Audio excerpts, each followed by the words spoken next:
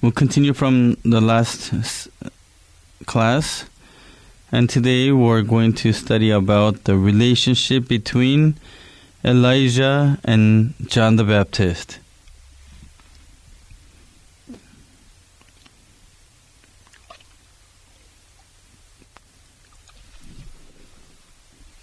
As we studied last time, Malachi chapter 4 verses 5 and 6 is the last prophecy in the Old Testament. And according to this prophecy, before the coming of the great and terrible day of the Lord, God will send Elijah the prophet. And what is the great and terrible day of the Lord? It is the day when the Messiah comes. And before the coming of the Messiah then, God said that He would send Elijah the prophet. And because this is God's promise, this is something that must be fulfilled. And therefore the Israelites studied about Elijah the prophet. And according to 2 Kings chapter 2 verses 11 and 12, he's the prophet that was taken up to heaven without seeing death. And there are two people in the Old Testament who are taken up to heaven without seeing death. They are Enoch and Elijah. And the Israelites, when they heard about the coming of Elijah, they expected him to come just as he went up in a whirlwind up into the sky. And therefore they waited for Elijah to come down visibly down from the sky, from heaven. And a proof of that is in Matthew chapter 27 verse 46, when Jesus said on the cross, Eli, Eli, lama sabachthani. Jesus cried out, my God, why have you forsaken me?" on the cross. And the pronunciation of Eli or Eli was very similar to the pronunciation of Elijah, Eliah. And therefore they were wondering, and they were saying, let us see whether Elijah will come from somewhere to save him. And so that shows us that they waited to see Elijah come down from the sky. Let us read Matthew chapter 27 verses 46 and the following. Responsibly, about the 9th hour, Jesus cried out with a loud voice, saying, Eli, Eli, lama sabachthani. That is, my God, why have you forsaken me? And some of those who were standing there, when they heard it, began saying, this man is calling for Elijah. Immediately one of them ran, and taking a sponge, he filled it with sour wine and put it on a reed, and gave him a drink. But the rest of them said, let us see whether Elijah will come to save him. And truly, in fact, when the Jews, Orthodox Jews, eat, they have a table and a chair and chairs, but they have an extra chair, one more than the number of the family. And those chairs, that extra chair is for Elijah. It's called Elijah's chair or Elijah's seat. And so in their life, they live with an expectation of Elijah's coming. Now he needs to come. Elijah needs to come because he was promised. What will he do when he comes? What is he supposed to do when he comes? According to Malachi chapter 4 verses 5 and 6, it speaks about the task of Elijah. He will restore the hearts of the fathers to the children, and the hearts of the children to the fathers. Malachi chapter 4 verse 6. Malachi chapter 4 verse 6, I'll read for you. He will restore the hearts of the fathers to their children and the hearts of the children to their fathers, so that I will not come and smite the land with a curse. Who is this fathers or father referring to? Ultimately, spiritually, it's God. What about the children? It refers to the people of Israel. And therefore, according to Malachi chapter 4, verses 5 and 6, Elijah will come as a mediator between God and the people of Israel.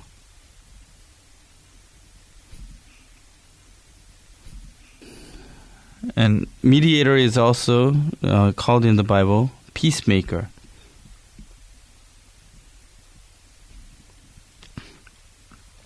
Or mediator. But Malachi chapter 3 verses 1 and 2 has a prophecy about Elijah. Let us turn to Malachi chapter 3 verses 1 and 2. Behold, I am going to send my messenger, and he will clear the way before me, and the Lord whom you seek will suddenly come to his temple.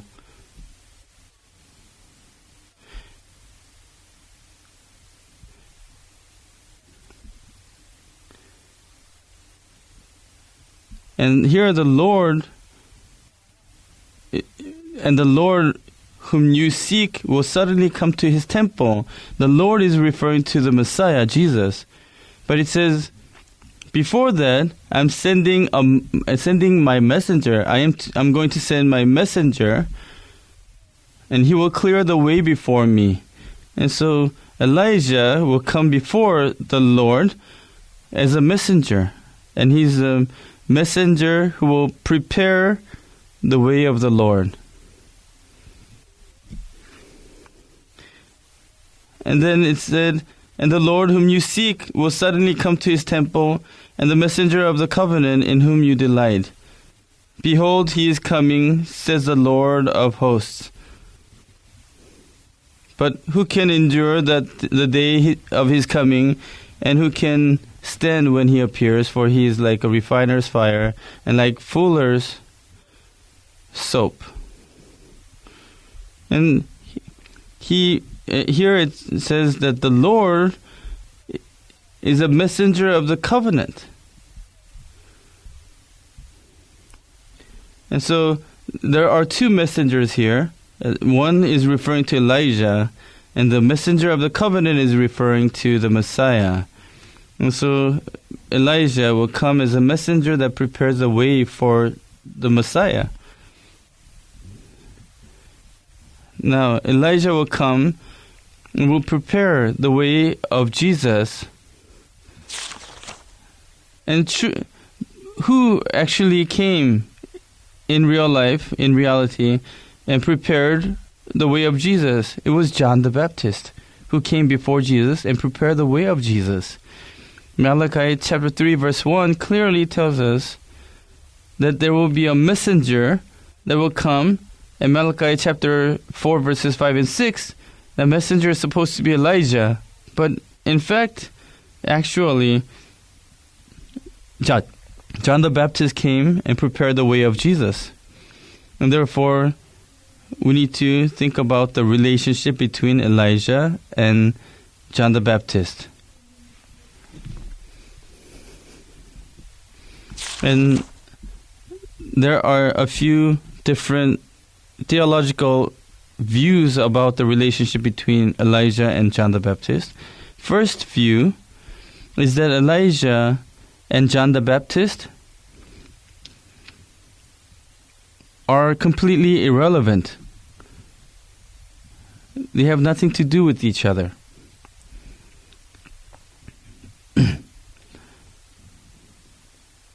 And there are people who argue for this. However, biblically, this is non-biblical. Why? Because Jesus said, we may not believe what other people say, but we need to believe what Jesus said, right? But Jesus clearly said that the one that is to come, the one Elijah that was prophesied to come, where is it prophesied? Malachi chapter 4 verses 5 and 6.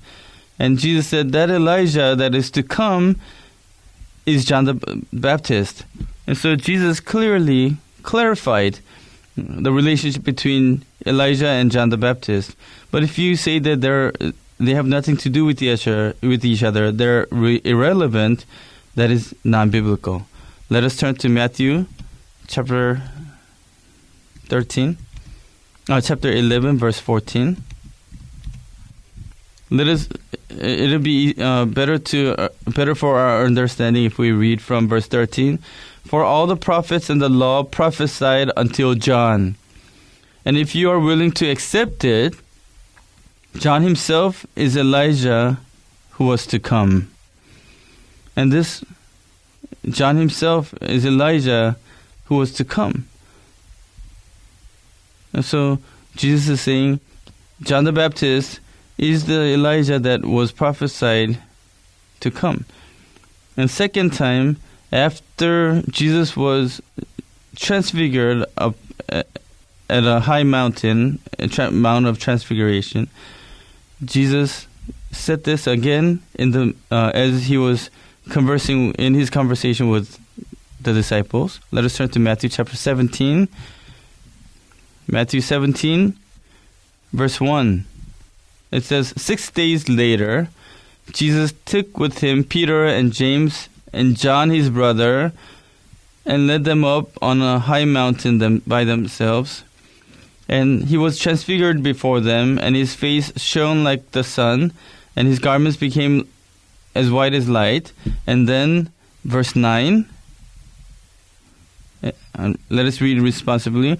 As they were coming down from the mountain, Jesus commanded them, saying, tell the vision to no one until the Son of Man has risen from the dead. His disciples asked him, why then do the scribes say that Elijah must come first? And Jesus answered and said, Elijah is coming and will restore all things. Now here we can see that the Sadducees were telling the disciples, Elijah is supposed to come, which is true, because the Sadducees knew about the Bible, and they were thinking about Malachi chapter 4 verses 5 and 6, and told them. And Jesus answered and said, Elijah is coming and will restore all things. Jesus said, that is true. It's right. And verse 12, but I say to you that Elijah already came. And so here, Matthew chapter 17, at this point, Elijah had already come, right? And they did not recognize him, but did to him whatever they wished. So also the Son of Man is going to suffer at their hands. Verse 13, let us read together. Then the disciples understood that he had spoken to them about John the Baptist. So, according to these two scriptures, two passages, Elijah that was to come was John the Baptist. And therefore, the view that Elijah and John the Baptist are irrelevant is non-biblical. And the second view is that John the Baptist and Elijah are related or have to do something with each other. But what kind of relationship? John the Baptist and Elijah are the same person. That's another view. They are of the same person. In all heavens and earth, when human beings that are created in the image of God, there's only one person. That person's himself. long time ago in the old days.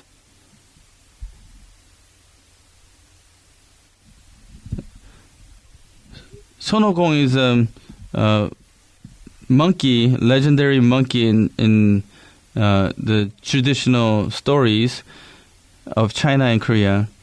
And he takes his hair, a strand of his hair, and blows it, and he makes multiple of his images.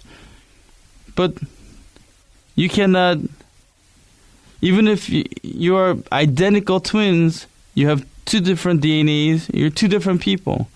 There cannot be two of the same being. But they're looking at John the Baptist and Elijah as the same person. Is this true? Is this right or wrong?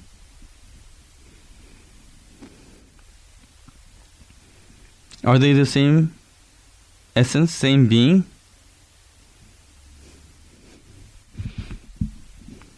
Jesus said, the Elijah that is supposed to come is John the Baptist. But it is non-biblical to look at these two people as one being. Why is this non-biblical? First, this promotes the belief in reincarnation, or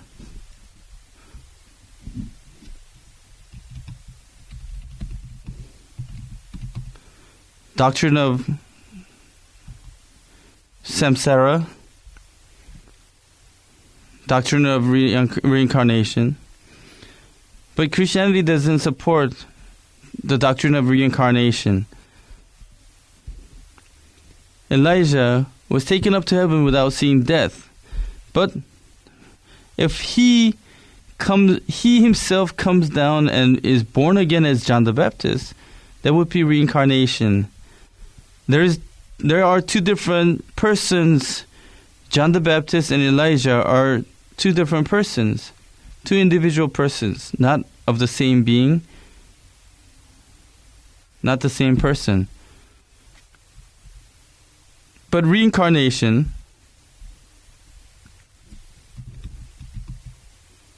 believes that the person can be born again to a different form. For example, let's say a child knows a lot about a modern day child did not study history, but knew all about what happened during the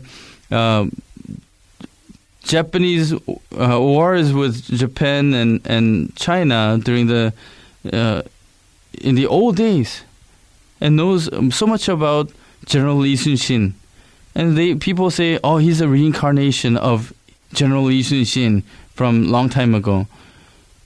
This is a work of a demon, a work of a spirit, not that cannot explain, or that cannot be a reincarnation or being born again as in a different form. And so we need to understand this spiritual work. Have you seen a demon-possessed person? A demon-possessed person can make somebody else's voice. Just that it sounds the same. And people who are listening get thrown off.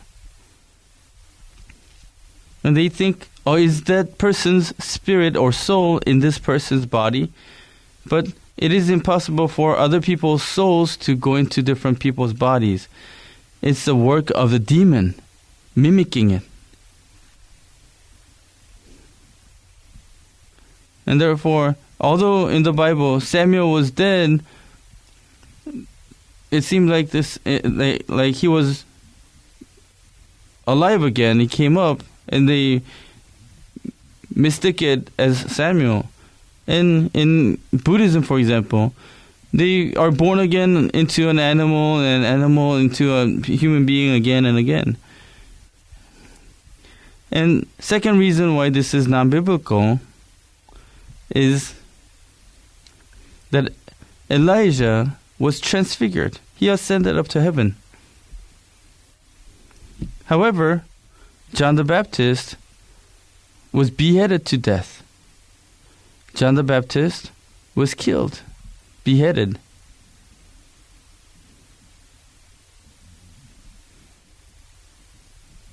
Now then, for a person to be born again and die, that's what it's basically saying. And then Elijah kept faith to the end, and that's why God took him up to heaven. So if he had gone up to heaven, he saw heaven or not. He should have seen everything about heaven, right? And for that kind of person to come down and be born as John the Baptist, but John the Baptist later doubts Jesus. How can a person who experienced and who lived in heaven one time come down and doubt Jesus? Let us turn to Matthew chapter 11, verse 2 and the following. When John the Baptist was imprisoned, now when John, while imprisoned, heard of the works of Jesus, he sends his disciples and asks Jesus a question. Matthew 11, verse 2, Now when John, while imprisoned, heard of the works of Christ, he sent word by his disciples and said to him, Are you the expected one, or shall we look for someone else? Jesus answered and said to them, Go and report to John what you hear and see. The blind receive sight and the lame walk. The lepers are cleansed and the deaf hear. The dead are raised up and the poor have the gospel preached to them. And blessed is he who does not take offense at me. See?